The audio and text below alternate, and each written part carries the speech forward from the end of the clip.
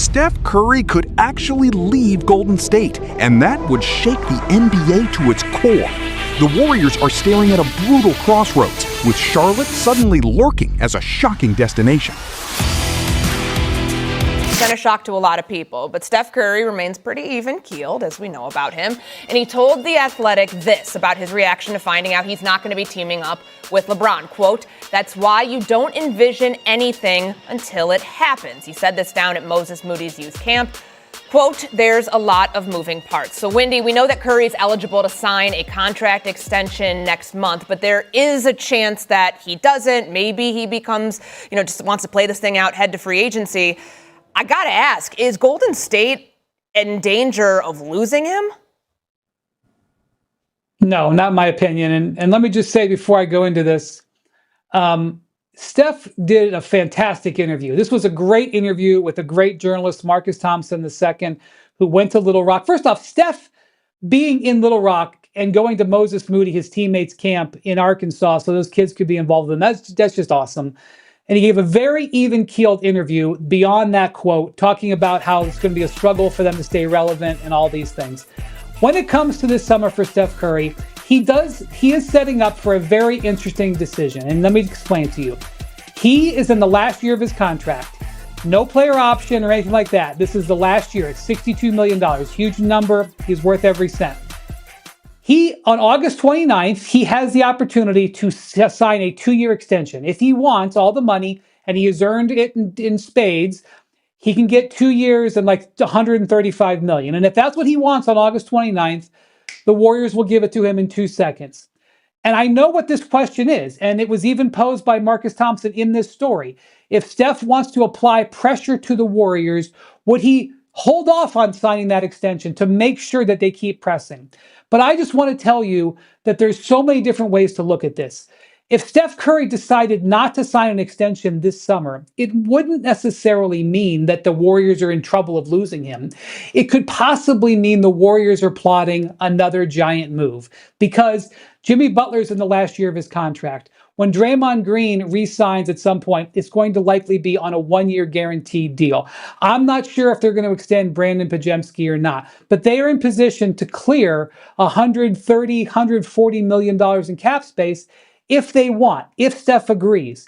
And so while the Warriors are not in a good position now, I know they tried to get Giannis and didn't get him. They tried to get Anthony Davis, didn't get him. They tried to get LeBron, didn't get him. They tried to get Jaylen Brown. I understand that you can brand them in trouble or whatever, but I would just say, look what the Sixers were 8 weeks ago, and then apply this to the Warriors. If you want to give up on them and say they're done, go ahead. You could be right. I don't think that's necessarily the case. Yeah, hand raised. Bob Myers ain't walking back through that door. He's with LeBron James in Philly. All right, riddle me this. Let's say that he does decide he wants to play this out, delays signing the extension. Is there a team that we're not thinking of that could potentially get into the Curry mix? Yeah, I think that Steph Curry ultimately finishes his career with the Warriors. That said, I think right now, today, is the first time it is justifiable to entertain the conversation about him going back home to Charlotte. Not because he will, and not because a trade will be made, but simply because the Charlotte Hornets arguably had the single best offseason, non-LeBron James or Giannis or Jaylen Brown related, of any team in the league. Yes. They are loaded with draft picks. They are loaded with contracts of players that another team would want to have come in to ultimately not be there.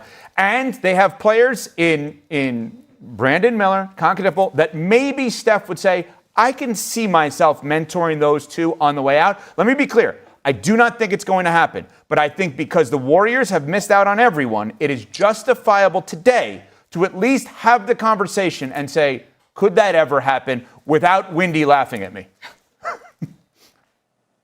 I'm not laughing. I would just say this. If Steph elects to sign the extension in August, that's totally cool. We'll move on and everybody will be fine. If he elects not to sign the extension, it opens up humongous optionality for the Warriors, where he could potentially go out and try to get teammates and put a team together in Golden State. and the other teams in the league would be keeping a very close eye on it, just like they will keep a close eye on Nikola Jokic, who's not going to sign the extension and is headed for unrestricted free agency. I know what Jokic has said, and I know everyone thinks he's staying in Denver, but if Jokic was going to be a free agent and Curry is going to be a free agent, I would keep that situation under control or under eye for the entire next season. Okay. Steph Curry leaving Golden State still sounds impossible. But now, for the first time, the NBA is having the conversation anyway. Curry is entering the final year of his contract at roughly $62 million, and on August 29th, he can sign a new 2-year extension worth around $135 million. The Warriors would gladly give him that money. But Curry doesn't have to sign immediately. And that is where the tension begins. When asked about not teaming up with LeBron James, Curry gave an unusually calm answer. That's why you don't envision anything until it happens. Then he added, "There's a lot of moving parts." Those words don't mean Curry is leaving, but they do remind everyone that the future hasn't been written yet. And for a Warriors team that has already missed on several major stars, that uncertainty is becoming impossible to ignore. Because the real question isn't whether Golden State wants Steph Curry. It's whether Golden State can convince him that staying still gives him a chance to win. Look at what has happened this offseason. Golden State explored possibilities involving Giannis Antetokounmpo. Nothing happened. They pursued Anthony Davis. Nothing happened. They were connected to Jimmy Butler. They tried to get into the LeBron James conversation. LeBron ultimately went to Philadelphia. Jaylen Brown was another name discussed. Again, nothing. And suddenly, the Warriors are asking Steph Curry to believe in a future that still looks uncertain. After finishing 37-45, Golden State cannot afford another season where Curry is carrying the expectations of an entire franchise without enough firepower around him. That's why Curry's extension decision matters. If he signs, it signals confidence. If he waits, it could be pressure. And that pressure might actually force Golden State to make the kind of aggressive move it has failed to make all summer. But here's the twist. Curry delaying his extension wouldn't automatically mean he's preparing to leave. It could mean he wants Golden State to build something worth staying for. Steph can potentially secure around $135 million over 2 additional years. For most players, that's an obvious decision. For Curry, it's different. He's already made his money. He's already built his legacy. At this stage, the bigger question may be winning. Jimmy Butler is entering the final year of his deal. Draymond Green could eventually operate on a short-term structure, and Golden State could potentially create roughly $130 to $140 million in future cap flexibility. That changes everything. Curry could wait. The Warriors could use that flexibility. And suddenly, the decision becomes less about Curry leaving and more about Golden State building one final championship roster around him. That's why fans shouldn't panic if August 29 comes and Curry doesn't immediately sign. It could actually be the beginning of the Warriors' biggest move yet. But there is one destination that has become just plausible enough to make Warriors fans uncomfortable. Charlotte. Let's be very clear. Steph Curry going to Charlotte is not expected. There is no trade happening right now. But for the first time, the idea isn't completely absurd. Charlotte has young talent. They have draft assets. They have movable contracts.